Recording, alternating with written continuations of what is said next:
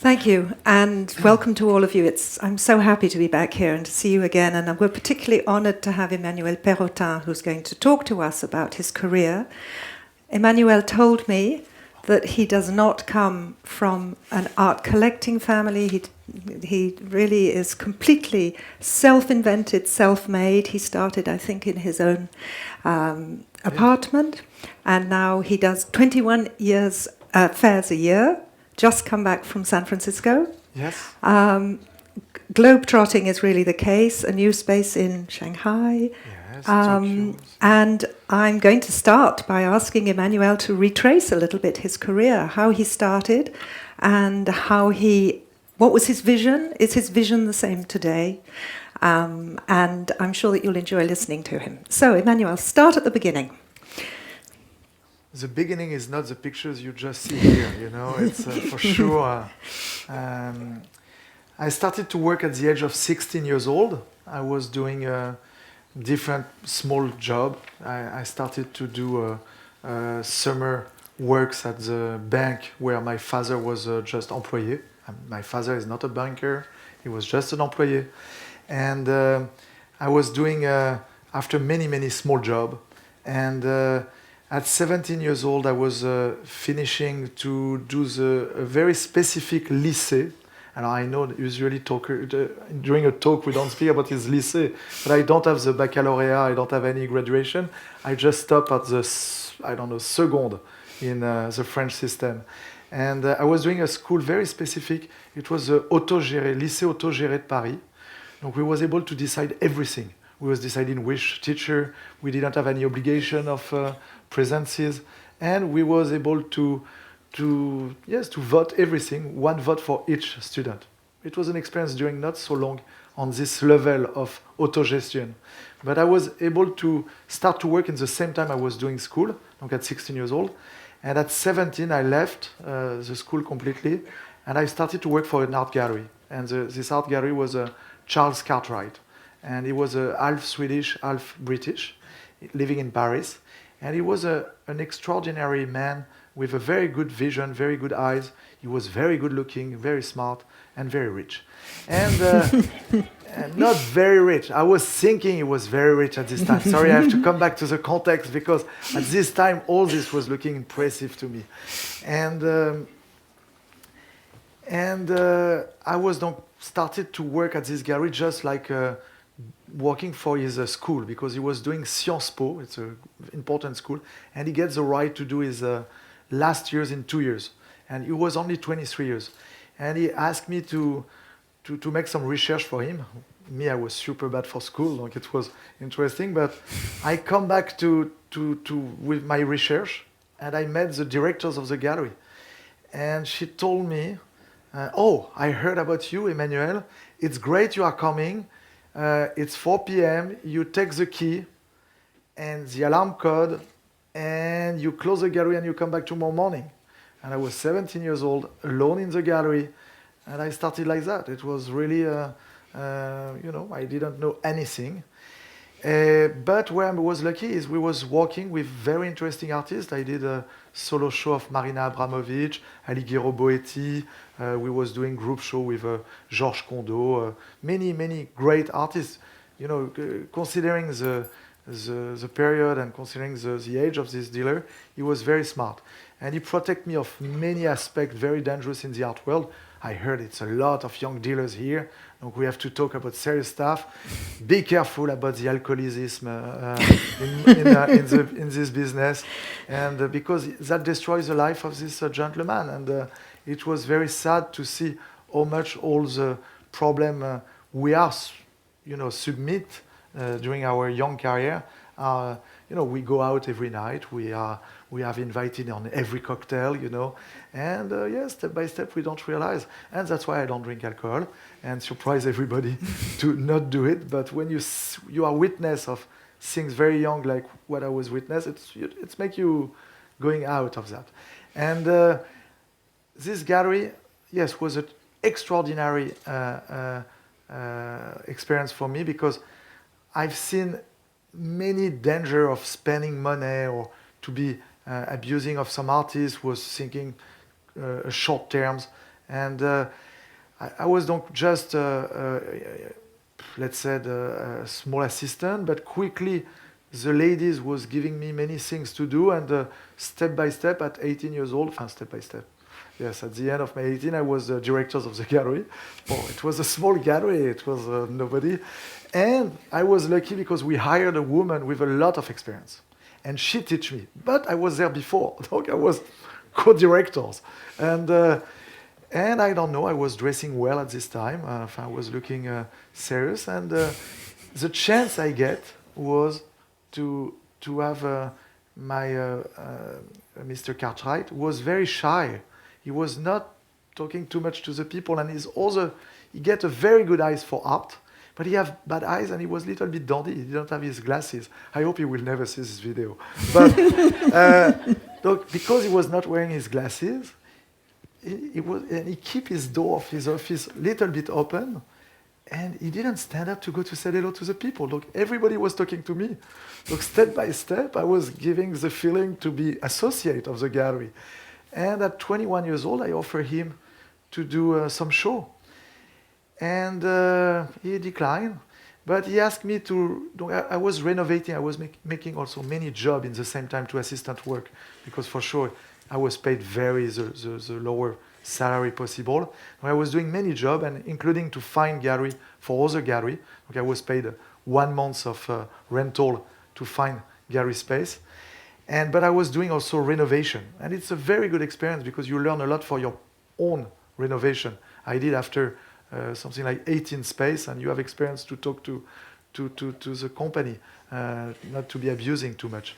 And now I'm very abusing by them because I lose the face to go. Sorry, it's a long story. I talk too much. Don't be afraid. She asked me one question and it's finished. 1 hour and 30. Sorry, Georgina. I was doing many renovation, and including the renovation of his gallery. And after the second space I renovate with other people, teach me the way to renovate, and it was fantastic people. We make a new space additional to our main space, and I was like, I don't know why I was so ambitious like that, so crazy to imagine I will lead this space. In my mind, I will go to do the programmation of this space. It was already 4 years of experience, Why to not do it by myself? I was paying myself to go to Cologne Art Fair. Cologne Art Fair at this time was the bigger art fair in the world before Basel, or I was going to other fair. I was taking the train. I was paying myself the hotel just to know much more. And finally, he sells the lease of this space. I was shocked. I spending so much energy to do this space, and it just sells the lease.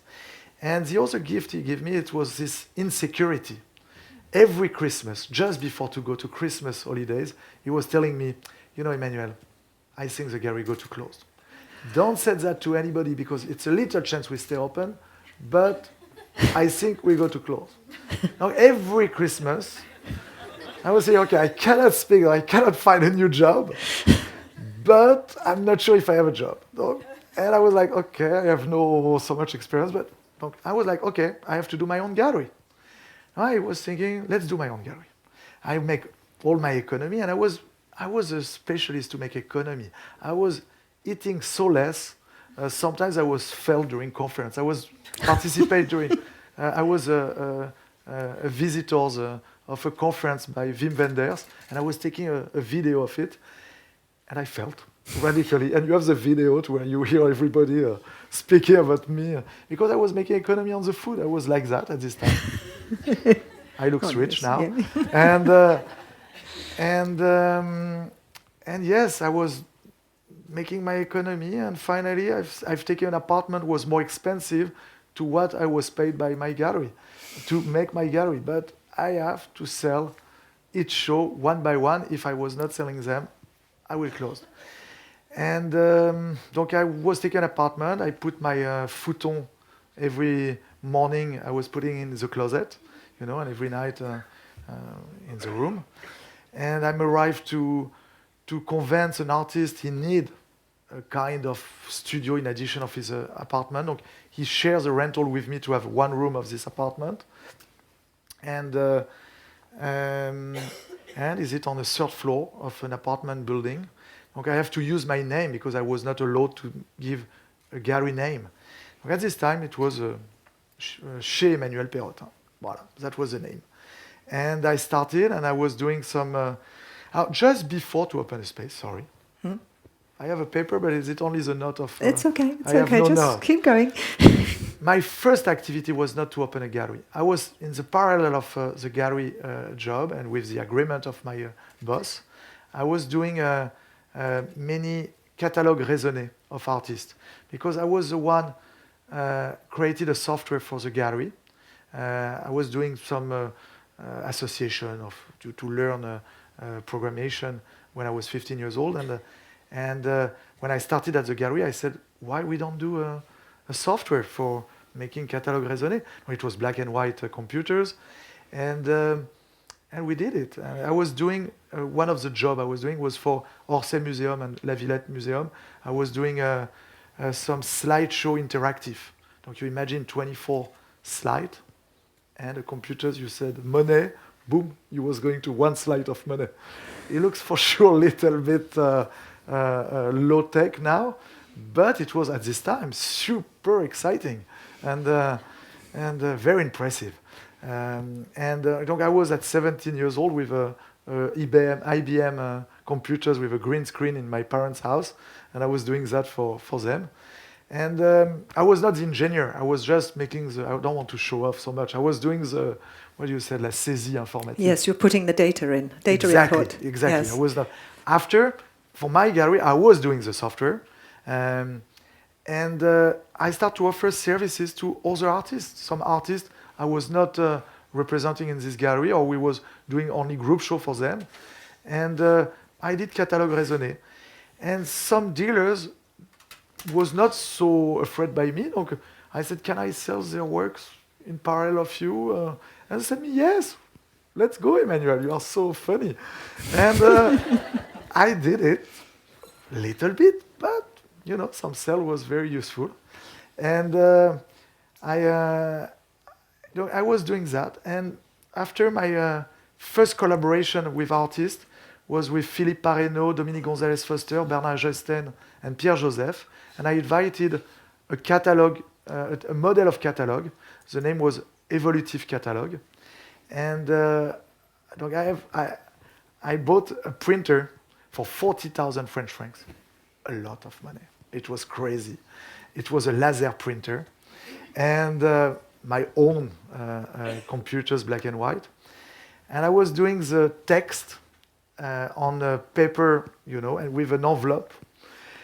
And I was doing some pictures with just one A4, with many small pictures. I was cutting with Massico. I don't know. I'm sorry, I don't have the vocabulary. It's called a guillotine, actually, in English. Thank Sorry. You, guillotine. I will remember that. And I was doing one by one pictures on the text, but the text was able to have an evolution because at this time they was not doing so much project. Only Dominique Gonzalez did some project by herself, but the other did only project together. And we was promoted. The project will come. There was just a student in Grenoble school when I met them, and this catalog was very useful because we was able to make to pretend they have a catalog to people who was visiting us and to show something when it was really at the starting point of their career. Philippe Parreno never did a single piece at this time by himself. He was doing only works collaborative. And that was my really first activity. And after, my first show was in collaboration with Edouard Mérino, after he opened the Galerie Air de Paris. And in my apartment. And yes, I have to sell it. Don't we sell it? Yeah, who were the artists you represented at good. the beginning? I was trying to It's Philippe Perrin. Okay, it's not like some gallery. Philippe Perrin, maybe you never heard about him. But he was doing something interesting at this time. He was making a kind of...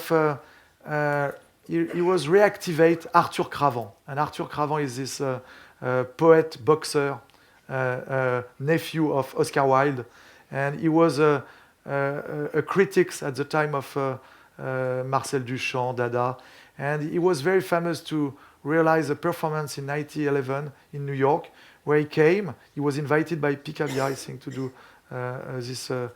Well, it's a make-check fact because I'm a very bad memory, but to make to representing an art critics from Paris, and he arrived on stage covered by a toge, a white toga. Thank you. Toga. It's great, you know. Yeah, you've got your translator sitting right next door to you. So she stand up. He was very tall. He was a champion of box, you know, and he stand up. He come here and he make a striptease. A striptease in 1911 in the front of Dada, Marcel Duchamp, and everyone. He clearly invited the performance, and but he was, if he didn't like an artist, he was beating him, not just with the words, but also physically. And he was a very interesting character. Well, it's a long story, Arthur Cravant.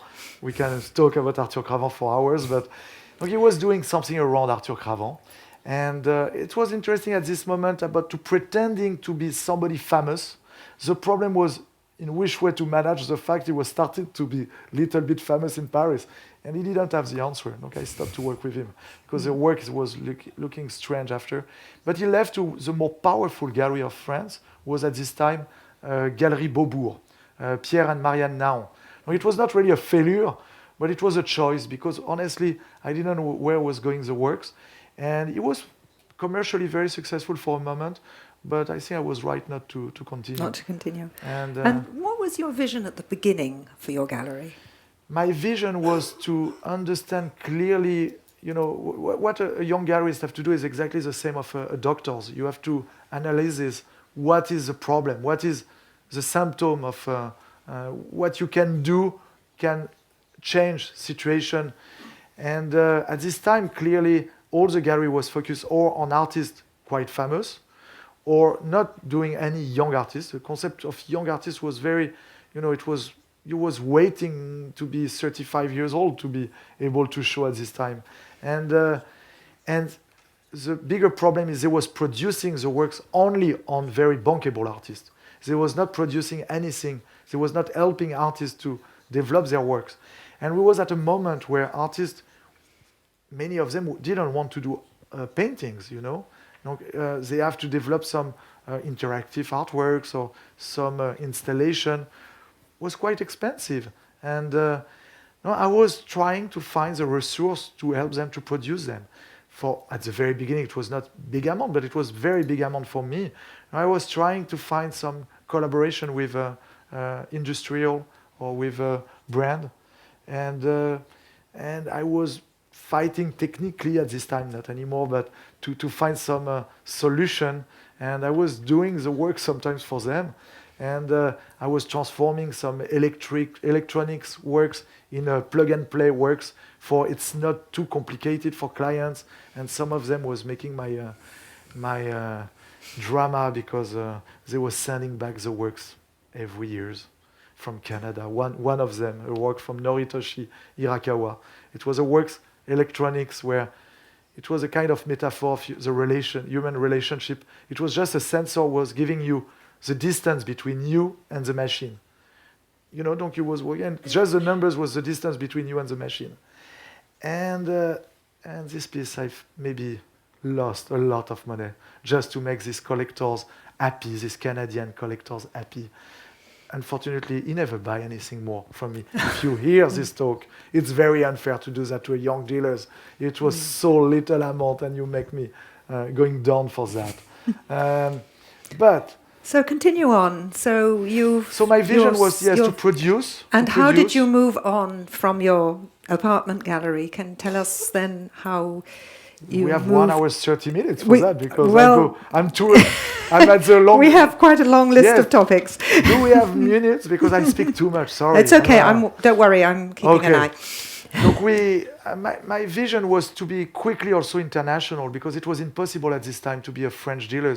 Everybody was taking us for joker, clearly. And you was right because my country after the Second World War was too auto center, was too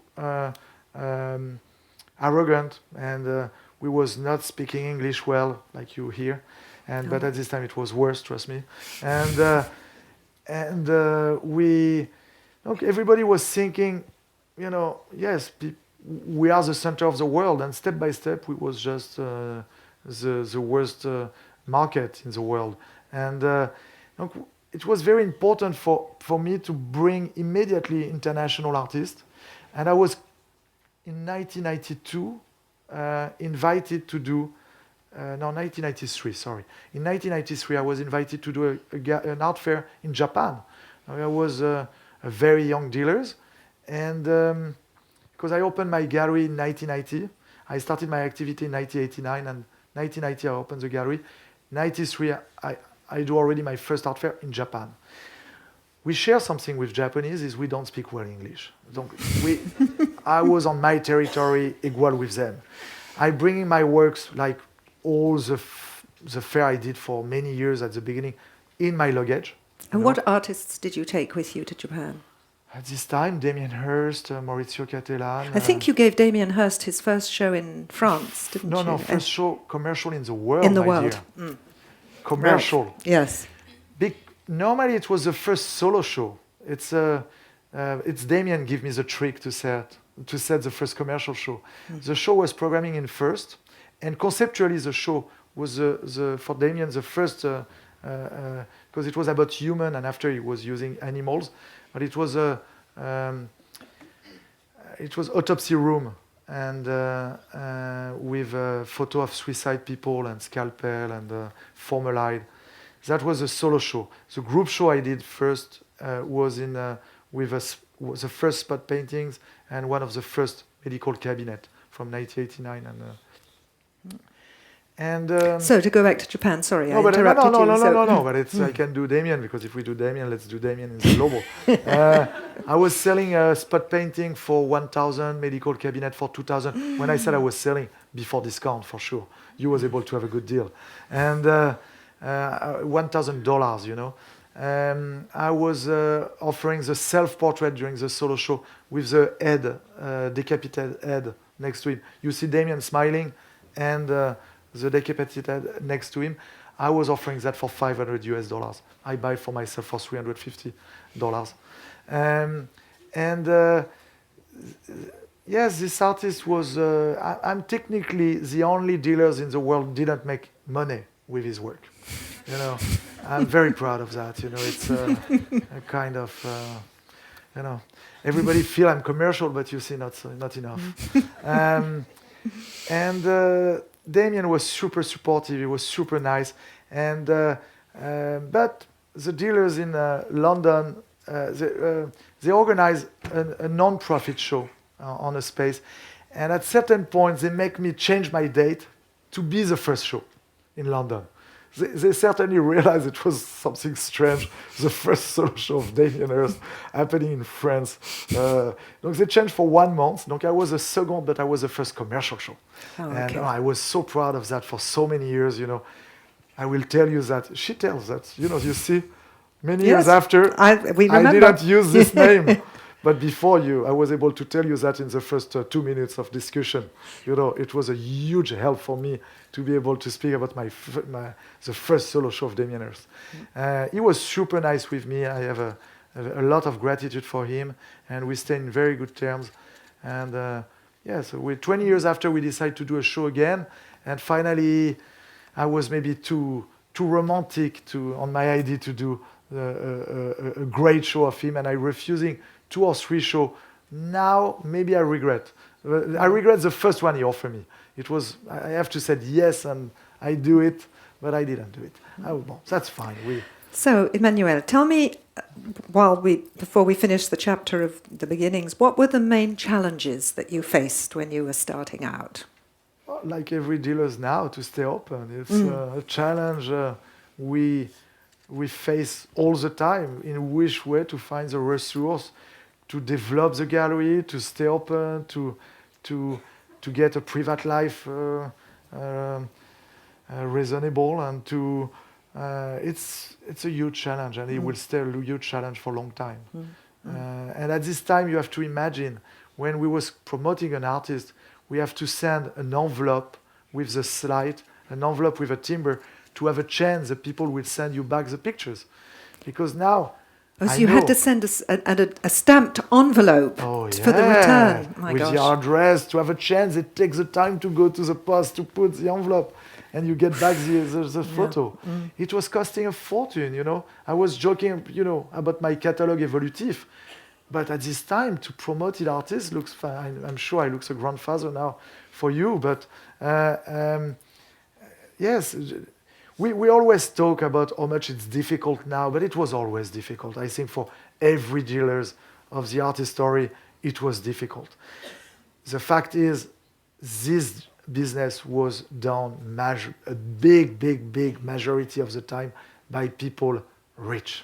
You know, they don't admit it. They always pretend a kind of epic story, but the majority of the time, when you try to find behind, they don't take their personal risk. They take the risk for the money of the gallery, but they will have an apartment, they will have something to feed the family.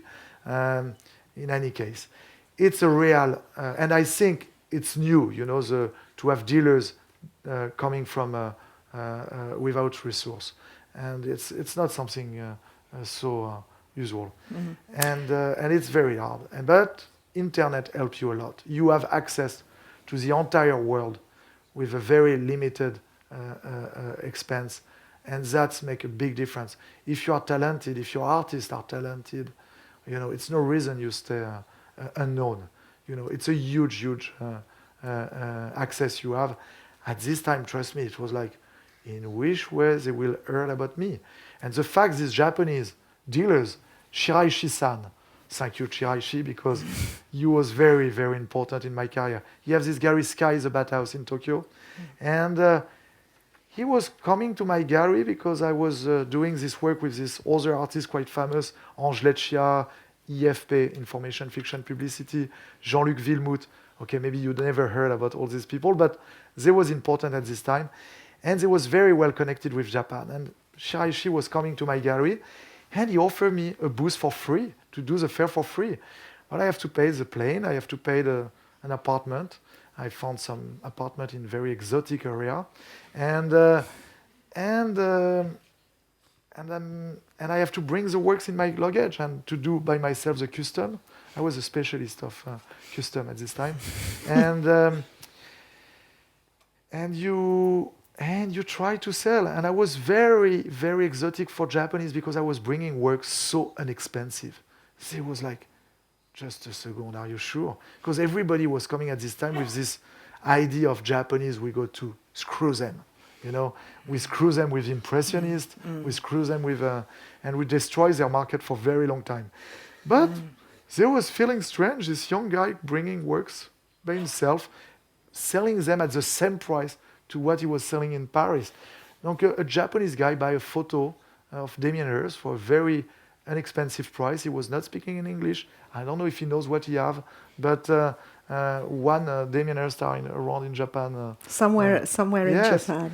And, so can you continue on about the internet? Because this is, we talked but it's before. an important moment, the Japanese fair, because I met Takashi Murakami. That's how you met Murakami. Right. Yes, it's no sure. Right. You know, that's why I do the first show outside Japan of Murakami. And yes, a guy don't speak English, show up in my booth with many friends, and he have a great energy, and he take my hands and bring me to his booth. I said, oh my God, it's what I've seen when I was visiting the fair. And it was absolutely not what you know of Murakami. At this time, he was doing installation with clothes, with ball of different sport, and that have no relation. But this is a crucial moment of my career, because if you ask me what makes your gallery what it is now, Murakami is a huge step, because for sure it was an adventure, like the more and did you immediately establish a relationship with Murakami? Yes.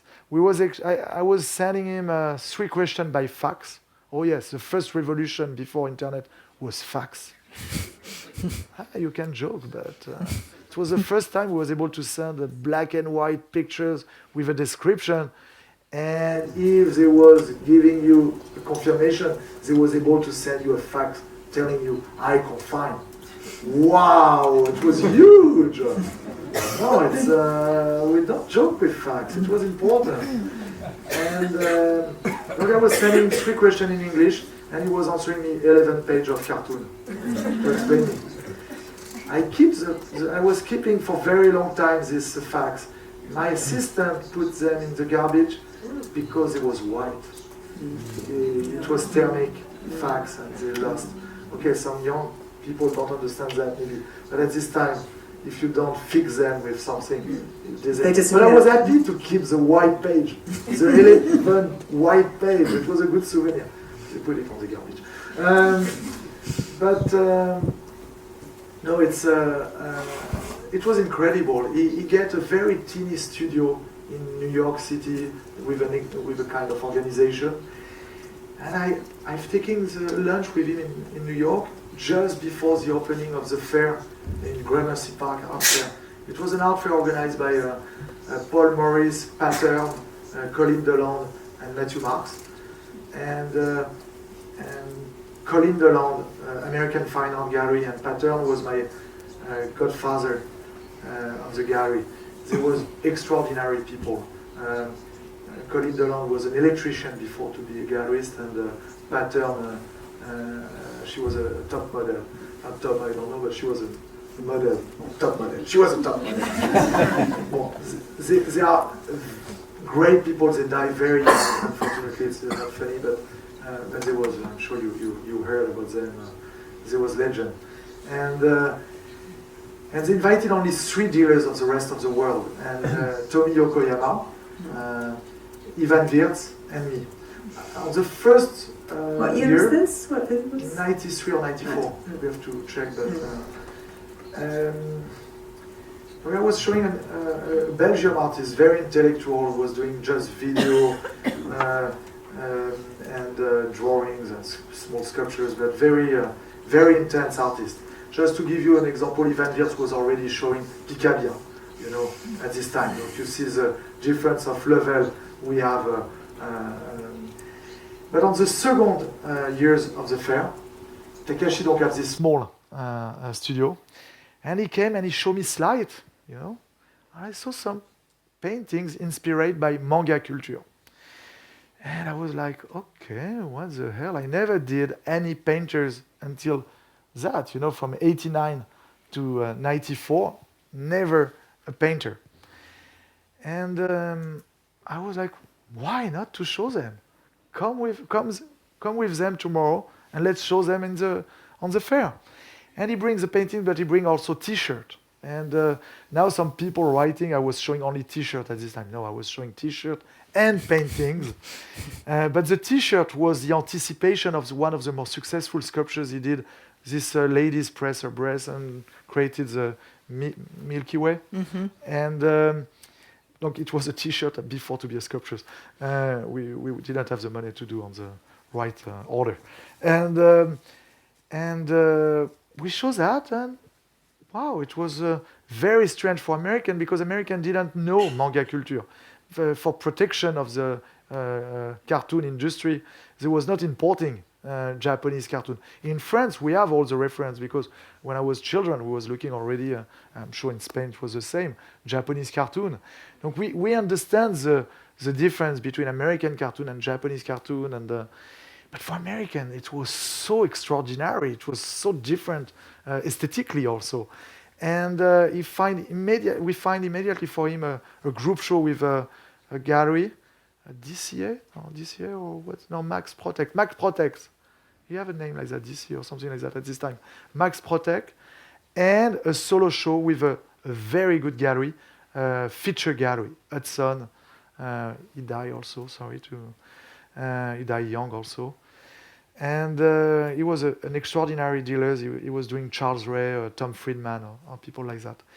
And Takashi get a solo show directly from this small presentation in a gallery booth. But I kept a fantastic relation with him, and I was able to do only the solo show in '95, the first solo show, because selling this kind of paintings or drawings, and you paid only the shipping. At this time, international shipping was very expensive. It's another advantage to be a young gallerist now is ticket of plane and shipping are less expensive. You don't take the same type of risk. When I was started, to do artists from Japan, was looking like, oh, come on, are you crazy? And no, it was, yes, the vision was to be very international directly. And so when did you open your first space outside France? Which was that one? Bad for date, but it was in, oh yes, I have something to remember. It was something like 2002 or 2003. It was maybe 2003. I was doing the fair in Miami, and the first years of the fair it was canceled because it was the tragedy of September 11. They canceled the fair. But I was there with Maurizio Cattelan doing the program because at this time when you're taking your ticket of plane and your hotel room, I was paying the less expensive possible, so it was not refundable. I was there with Maurizio and we visit the program of Museu and things like that. And I was like joking with him like, would be great to do a gallery here. It looks cool. And it was a joke, but I did it, helping by Cathy Vedovia, collectors of me. And it was a great experience because my feeling was if I open in New York, I will be killed by them. They go to stole all my artists in 5 minutes. I will be not ready to face all the legal aspect. And Miami was fantastic because it's very slow. You have time to think there. And if one of the problems we don't have in this business now is to think, Don't forget, Leo Castelli opened at 50 years old. And when he was coming to Venice Biennale or things like that, he was taking the boat. They have time to think at this time, We don't have so much time. And it's one of our problems, We run, we know we do this talk now, and we know we have maybe 50 emails at the time of this talk, and I don't speak about spam, I speak about email, real one. It's like that. We feel guilty to be never at the right place, right moment, and nobody feel it's not normal. You don't cross the world to go to one opening. At this time, it was much better for that. And donc what I was telling. Well, I'd asked you about which was your first opening. Yes, international. Miami. It was a good success. People imagine it was a failure because I closed it, but I decided to close because I don't want to make my artists doing show when you didn't have so much visitors every day. It was great people at the night of the opening. We was organizing fantastic barbecue with party, with music and things like that. The gallery was absolutely gorgeous. And it was a success on the sense also, it was giving me more inventory to bring to art fair.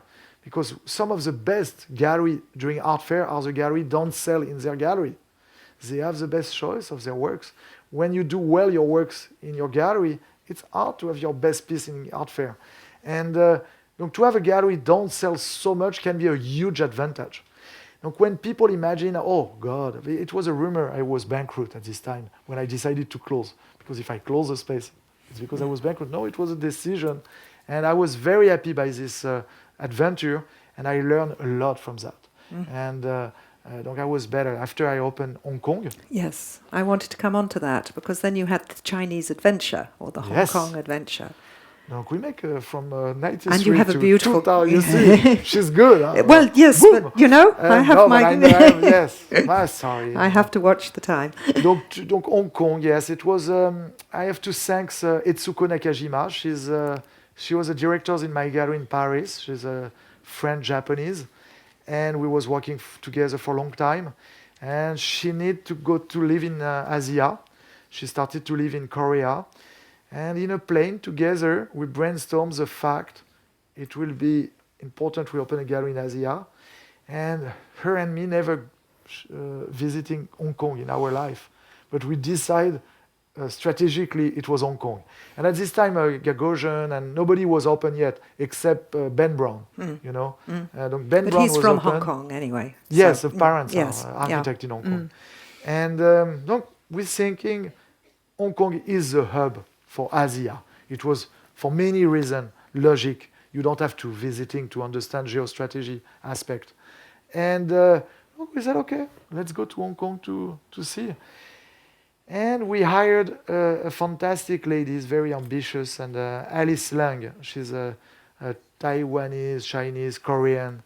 She'll speak many languages. And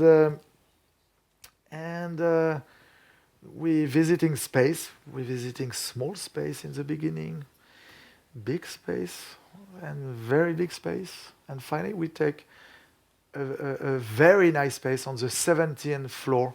Now, maybe I can do this little bit. Donc that's Paris. We don't have Miami because for sure it's not actuality.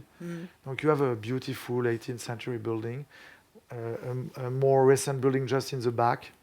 Like you see a bookstores and office in the courtyard. That's a ballroom we have on the 60 of the Rue Turenne, where we have 700 meter squares of showroom to be able to show all our artists in the same time. That's the garden of this showroom. And that's Hong Kong. Okay. Donc is it on the 17th floor and on the front of the Four Seasons Hotel. And this is the more expensive real estate in the world, Hong Kong. Huh?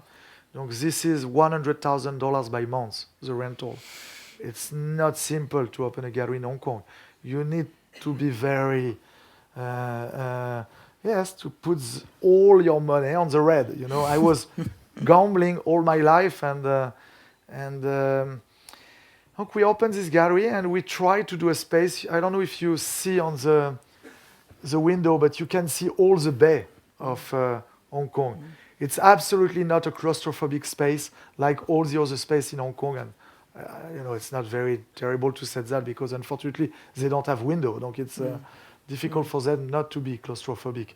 And we did this crazy move to open a gallery of this scale there.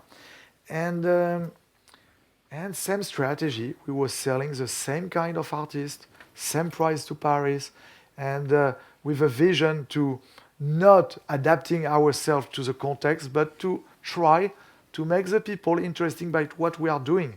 And all the time with my Chinese team was telling me, yes, but in China, they don't do that, they don't understand that, they don't... Yes, but what's the point to open a gallery, open a gallery there, if we're acting like everyone? Donc let's do our way, and we will see if it's work or not. And from artists, and about the programmation, they was telling me, but they never heard about that. Yes, but let's try doing art fair, and you will see. And step by step, some of the artists they was totally against. We show them in Hong Kong. They was like, can we do a show of him? And he was like, yes, sure, let's do it. Because during the fair, they get some interest. And for sure, it's an adventure where you only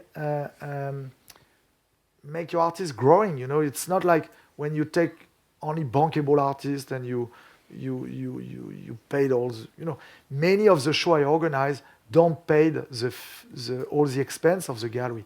We expect to just, developing them, and one day they will be maybe the source of a revenue, helping the gallery to pay for the other. And that was always the way, except at the very beginning when I have only unbookable artists, when everyone, because Maurizio Cattelan and Takashi, I started with Maurizio in 1992. Both of them, we were spending 10 years together to make very hard job before to be able to be profitable. It was not easy. And that was my chance, because if Damien Hirst was a big star 6 months after because Charles Saatchi paid him the production cost for a shark, make him a big artist, Takashi and Maurizio was unsuccessful for a long time. And I get the time to show my dedication for them, all the sacrifice I was doing for them. It was a great adventure, but I was lucky they give me the chance to show my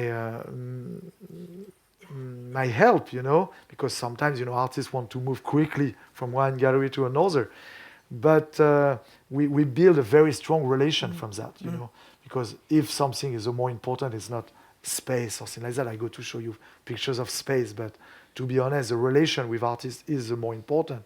No doubt, we can speak about the organization, we can speak about my software, but in any case, the choice of the artist is the more important, and the relation you have with them, and to be able to show during 10 years to an artist, you make the choice to work for them and not for yourself, is the best you can do.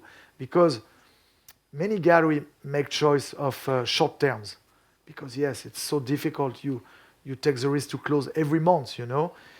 You are in many occasions. You have some proposal from people buying 20 pieces or doing this and this for you to help you, yes, to help you, to put you in trouble with your artist in 6 months later or 5 years later, but he will kill your relation with the artist. And you have to say no, and you have to refusing to push the price too quickly, to refusing to, you know, the production cost on many of my artists was so expensive. To show you these famous sculptures on the T-shirt, the creation of the Milky Way of Murakami. These sculptures, I was offering it for $12,000. I was not able to sell it for $12,000. I was selling it for $10,000 in '96. And in 1996, we're spending only $8,000 of production costs. This kind of piece now will be minimum 300,000 or 400,000 of production cost. But at this time, we was able to do it at $8,000. $8,000 you sell it for 10,000. You give 1,000 to Murakami. I keep 1,000 to pay what? The shipping. You know, it's, you know, and shipping for 1,000 today. No, I was doing a FedEx crates with all the show inside, including these sculptures. Was not this one, but the male version was $15 million in auction. Donc you imagine the FedEx if the FedEx didn't arrive. Emmanuel, you've been talking about the relationship with artists. Now you do 21 art fairs a year. You are globe-trotting. You have to be going there. I read on your book 35 shows, but I have to tell you, in 2018 we was doing 45 shows. Then yes, I'll correct it the next time round. How do you maintain this, you know, with your life, with your globe-trotting, with your necessity to oversee so many fairs, your different spaces around the world?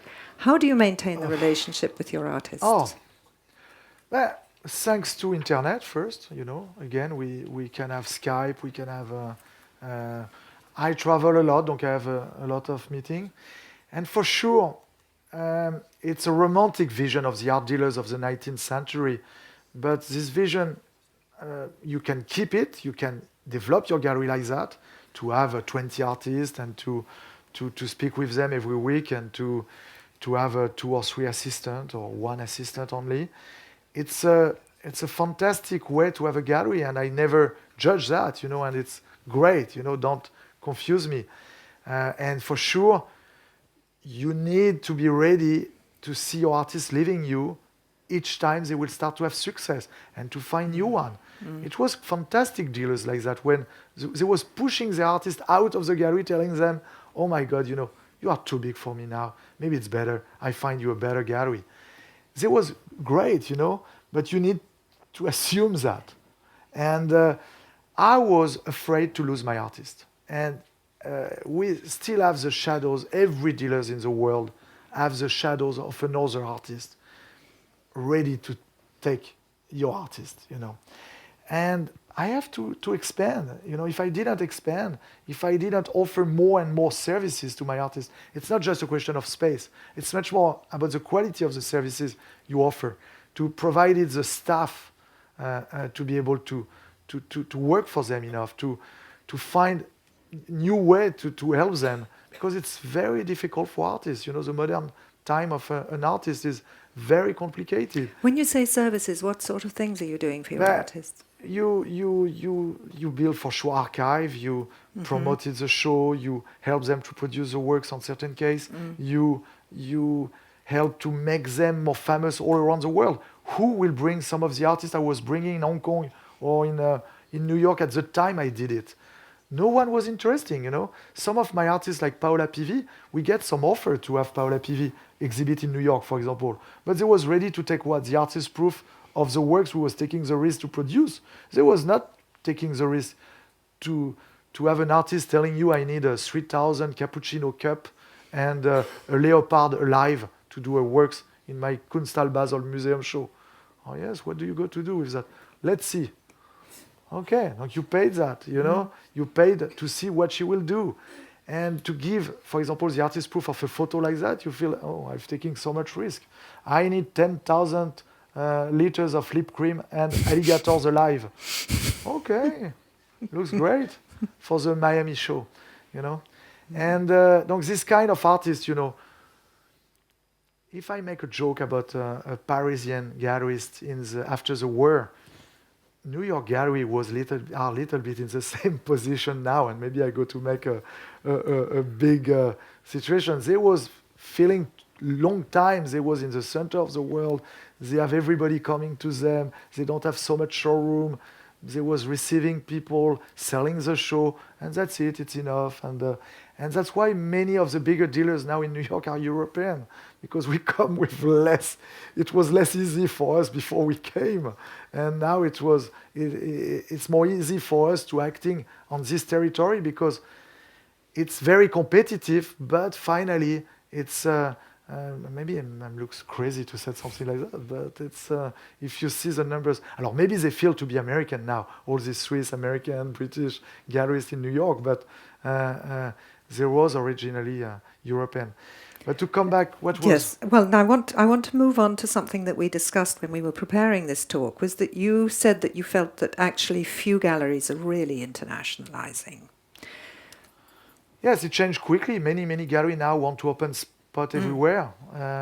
But you feel that the art trade has not internationalized the way other industries have? Yes. If you And take why do you 30 think years that is? ago, a brand, luxury brand of clothes, it was 4 or 5 names of city on the bag. And we was like, woo, 4 or 5 city. 30 years ago only. It's nothing. It's crazy. Look, they have thousands of shops around the world now. Just in China, they have... and the art gallery was this business thinking we have to stay like at the 19th century. Again, I respect this way to work.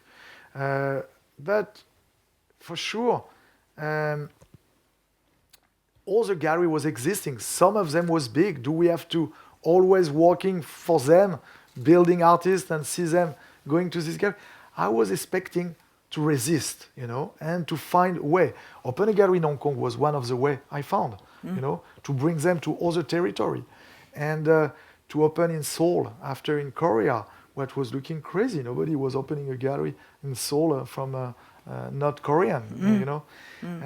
And we did it like that with many cities.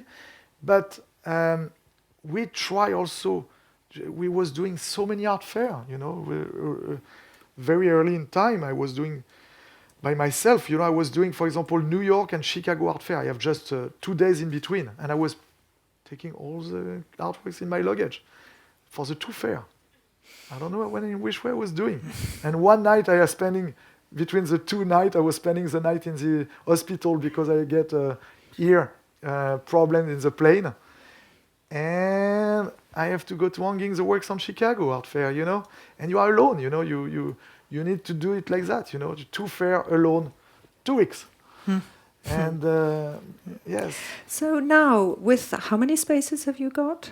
I'm in 6 cities. 6 cities. Yes, you I have show you 21 art fairs last year. That's Shanghai, the last one. Is your vision still the vision you had at the beginning when you started out? What has changed in the way that you're working?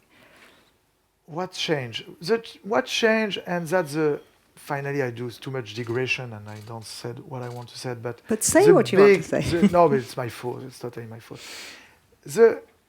The big difference, like a gallery like me and a smaller gallery, is I give a lot of opportunity to my assistant, to my directors, to my partner, to expand with me. And about this relation with artists. If I don't have the same relationship of young dealers with the artists, I have maybe 10 assistants in my gallery able to open a gallery by themselves. They are smart people. They are very good. They have a good energy, a good sense of everything. They share with me, some of them 22 years, 18 years, 16 years. No, they are there for a very long time. And we know exactly what to do together. And these people, you know, the maximum numbers of artists they share, they have the responsibility, are 6 artists. And they have maybe 2 or 3 assistants directly for them. Donc they have a lot of time to speak with them. And they have all the organization around. We are 132 people, and we have specialists for shipping, we have people for PR, we have people for internet, we have people for software.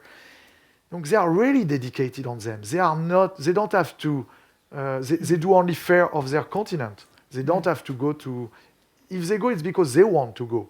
If they go to Miami Art Fair, for example, why they want to go to Miami Art Fair, we don't know, but they don't have the obligation, if they are in Paris, to go there. The American team take care of that. Donc they get already better personal life from that. They don't have to run, like in a smaller gallery, everybody running everywhere. I was doing this weekend 2 art fairs, Taiwan Art Fair and San Francisco. I was just at the opening of San Francisco. I'm absolutely not necessary. In fact, the fair was the most successful, was the one in Taiwan, where I was not. And that's the point, is we have to trust our assistant, we have to trust our directors, we have to take the risk to put them on a stage and they go to quit you to open their own gallery. It's happening to me. Some of them, I tell them, yes, you will have always my door open, and some of them come back, you know, because finally the experience was not so good. And this is, yes, the challenge, one of the more important challenge after the choice of the artist is the relation with assistant. When I said assistant, is director, partner, everyone. And this is so crucial. My chance, it was to have a very bad accident in 2001, in a motorcycle accident, put me on the hospital for a long time. And I have to tell to my assistant, you know, yes, you have to take. Donc I changed hospital to be close to the gallery, and sure, they was coming every day to the hospital to ask me. After I come back to my home, my home was my gallery. You know, 90 meters squares, the gallery. My room was my office, and the bathroom, kitchen, toilet was 4 meters square, maybe 3 meters square. And donc I was living in this condition. Donc at this time, you know, when I come back from the hospital, every night the answering machine was running, you know, because it was difficult to take a rest. But this motorcycle accident was a chance because, yes, one of my 2 assistants I have in this time said, she was so scary when after I come back to the gallery, she resigned on the job. And the other one asked my the person lead my gallery in New York. It's Peggy Leboeuf, and she, when she started to my gallery, she have only 1 day's experience in another gallery, only 1 day. She was not speaking in English, and she was red if you was talking to her. Okay, she was very shy. But step by step, she learned English like me, and now she run a gallery in New York, what is strange. But she worked with me for 22 years.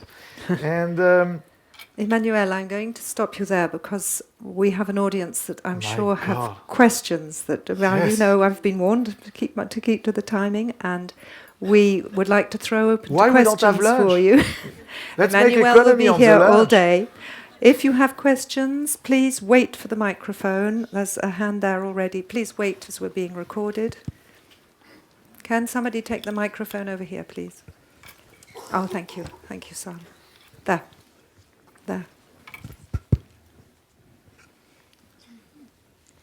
Thank you very much, Georgina, et merci beaucoup, Emmanuel. Si ça vous dérange pas, je vais poser ma question en français. She will translate? Okay, all right. Make it brief, huh? Sure. Well, my question was just about... that's good. Yes. It's just because we don't have a translator for French. Okay. I understand English. Little bit. My question was about when did you realize you needed a team and you couldn't do it by yourself, or that when did you accept that you couldn't do it by yourself? I was dreaming to have a team the first day. The first day. No doubt of that. It's the problem is the way to. I get interns. I get assistant, but yes, you need to have team, but you need. I did mistake for some aspect to not taking enough team quickly. We didn't speak about my software, but my software was a key moment of my gallery, and I've taken a programmer only 11 years ago. But at this, 11 years ago I was not able to pay more to one. It was better, but I've taken too long before to understand I need to take 5 or 10 of them, and now I have 12 programmers full time, because it's so slow to get what you want, And so, what are your programmers doing? That's what I try to. My God, it's not my computers. Great, you did it. Well done. Okay. Whoa. My software is. The name is the manager. And the manager, what do you prefer? To be screaming by an assistant or by your directors, or do you prefer a software screaming on you? Okay. You see all the red points with the numbers, that told to my assistant what they have to do, what they didn't do enough quickly. For some of them is after 21 days. If they didn't do that, 21 days, why? Because it's complicated. It's the software tells them you have to do it, and if they don't do it, I see it. Whoa. That's a Big Brother situation. You see, it's Big Brother, but no, that's the opposite. That's you have that's some how dealers, you control. You have some dealers, and I will try to be natural, not to say the name, calling their assistant every day, every sellers, 10 times by the day. What did you do for me today? I don't have to ask that, because I have this. Every day I see all the piece on reservation, all the piece in. I put in, some works very inexpensive like that. You can. It was yesterday, you see. It was Saturday. Yes. You see the photo of the sellers. You see the photo of the buyers. You see the margin. You see the discount he give. Thanks God they didn't give discount. You see the work. You see some of works have already 5 reservations. Wow. It looks okay. And that was the show started Saturday. And I can make comments. I can make easily. And we're reducing the numbers of email because everything happening in the software. I can place comments. I can place. Now I see. The second step is sole request, when you sell but you don't have yet the address of invoice. And the third step is the invoice, And I can see, I can follow, I can know if everything is done on the benefit of everyone, the artist, the gallery. Because sometimes, you can have some, when you have a lot of staff, for sure some of them can prefer to sell in bad condition to not sell at all, because they have percentage on the sale, for sure. So this system helped me to follow everything. And we have some, for example, in which way you follow 6 galleries around the world. But you have a system to decide all the date everywhere in the world. And I try to find a place where it's nothing confidential. And following the fashion week in Paris, or the auction in New York, or we have all the holidays of my daughters, all my assistants know the holidays of my daughters. It's very important. And we can fix things, like it's that. Amazing. And we know exactly where we are on the program, And you developed this software. I started that at my 18 years old, and I work every day on it. Certainly at the end of the day, I will send message. That is something I'm very proud. In which way to make your team feeling to be part of the programmation also, not just, long time before, I have always my assistant between 2 doors telling me, this artist, look on my telephone. It's fantastic, everybody talking about him. We have to run quickly. Okay, show me. Okay, God. it's, you cannot work like that. It's not possible. You don't decide for an artist like that. You have to take time. You have to make it smart. Donc, we decide to merge all the websites of this artist on our website. Donc, all my art assistants offer an artist, go to make the website of this artist, merging all the other one, We know everything about this artist. Sometimes we have a better website. I promise you, each time I make the demonstration, people are surprised. We have a better website for artists we don't represent. I'm serious. I'm serious. It looks crazy, but it's true. And donc, 45 people in my gallery receive an alert telling them, you have to vote for an artist. They don't know who propose. They see image, they see a range of price, they see many aspects. And they can say between 1 to 5 how much they like it. They can make comments. They can say if they think it's a show for New York or for Hong Kong. They can give their opinion. And the software digests all this information. And when we have a director's meeting, at the place to see one person giving his opinion and imposed his opinion to all the other one, because the first one speak in general, if the other one are influenced, it can be influencing, that's why I said they don't know who proposed the artist, because that influence also your assistant. Donc you see a rate, and but it's okay. Is it a little bit democratic in my gallery? But it's not completely democratic. Sometimes I impose an artist I really like, and finally they said, "Oh yes, it was good." Well, you have the Midas touch. But sometimes they impose me an artist because they do. Clearly, yeah. But you don't do a gallery in 6 cities around the world without to less express their taste. And I have great people. I cannot say that enough. But I see from the software, if the key people of the gallery pushing this artist, make good comments about it, and who I am to decide, maybe I'm, they are sometimes maybe with a very good inspiration. And my gallery need to be developing without me. I'm just a chef d'orchestre. But if one of the musicians make an input very interesting, why I would be stupid not to follow that. I'm going to take another question because otherwise we run out of line. There's another hand all there. All the article coming, they can say if they like it or not. They can see. Thank you. Hello, Georgina, and hello, Emmanuel. Hi.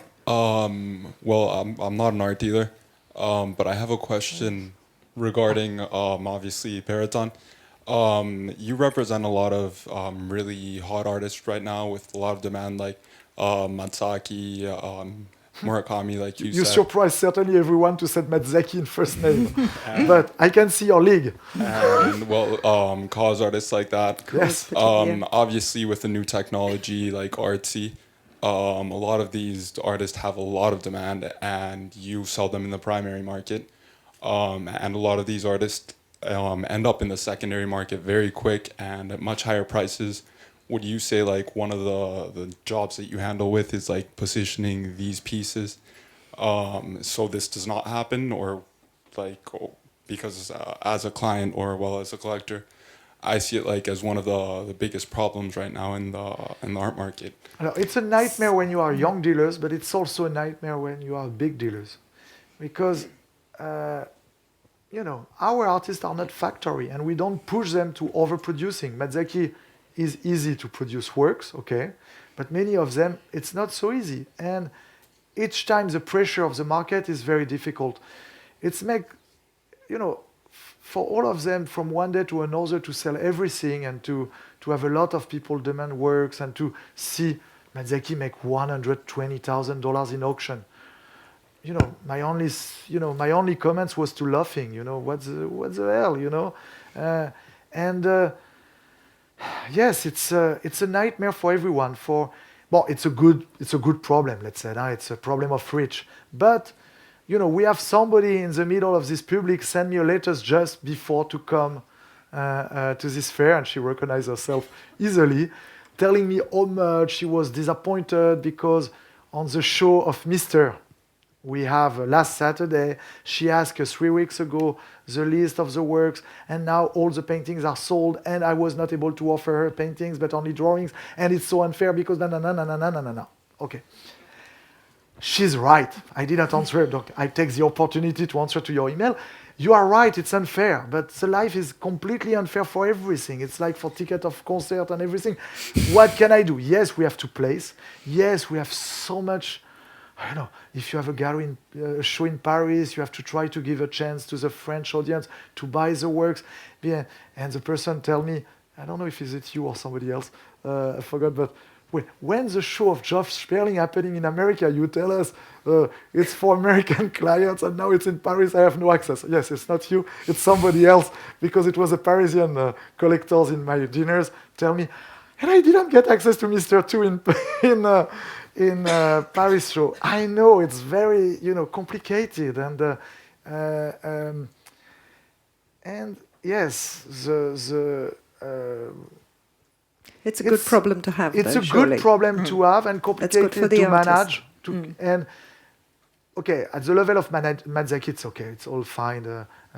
But at the level of course, for sure, it's like it's happening for Catalan, for Murakami, for every artist I get with huge success, Mariko Mori at certain time or other one. But you have a moment where all this happening to you, when you are in your studio and you're working on an artworks and you have to feel, oh my God, in auction, this is the price of this work now. I have to considering that. It's not easy for them too, but they expect from us, we do the minimum of mistake to place the works on collection, will not come back in auction quickly. And yes, it's difficult because trust me, the worst people want to speculate on the artworks, have the more evaluate speech to give you, to convince you to sell to them. Do you blacklist people? For sure. Yeah. I'm like Thaddeus. Yes. Another question. Are there any more questions? For the one don't know, Thaddeus makes the comments when he was here. Are there are no more questions? Yes, I can see a hand. We blacklist people, and some of these people sometimes can come back. We have to give them sometimes a chance because, yes, some people sometimes want to have the proof, if we are not Madoff, in a way. Sometimes some good collectors resell a piece in auction just to reassure them, Melanie has a question. Thanks, Georgina. Thank you, Emmanuel. That was super interesting. Sorry, I'm here. Oh, thanks. Just wanted to pick up on something you said about your Miami space. Oh my God, Miami was in the center and I don't have it anymore. No, but you said that you closed it because there weren't enough people coming apart from to the openings. Yes. The logical conclusion of that is if you don't have enough people coming to your gallery, you should close it. Is that something you agree with generally? Yes. Yeah. Okay. What's the difference between Instagram and our gallery? We give a live experience. We give, the difference between music live and music on your computers. You can judge. It's totally different problems.